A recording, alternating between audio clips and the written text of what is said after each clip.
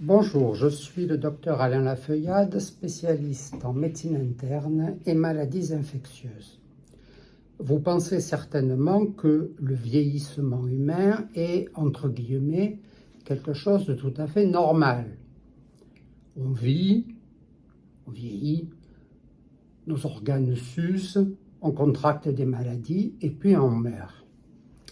En fait, les dernières recherches sur le vieillissement battent totalement en brèche cette idée préconçue. Au Japon, professeur Yamanaka, à Montpellier, Jean-Marc Lemaître sont arrivés en culture à faire rajeunir des cellules humaines âgées. Mieux que ça, à l'université de Harvard aux États-Unis, David Sinclair est arrivé à reprogrammer des souris âgées pour en faire des souris jeunes. Il apparaît donc qu'on change totalement de paradigme.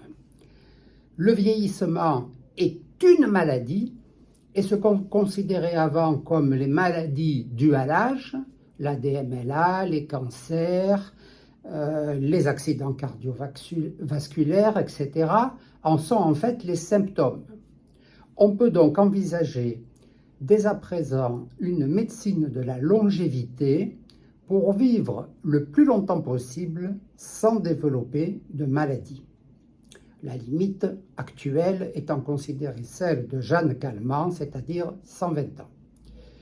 Mais il n'existe aucun accord sur la durée maximale possible de la vie humaine sans maladie.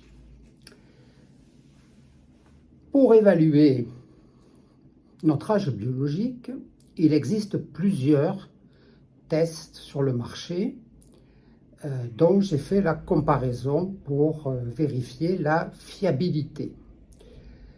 Vous trouverez toutes ces données dans mon dernier ouvrage « Il est enfin possible de vieillir debout, la médecine anti-âge en 2024 » aux éditions Bouquelis.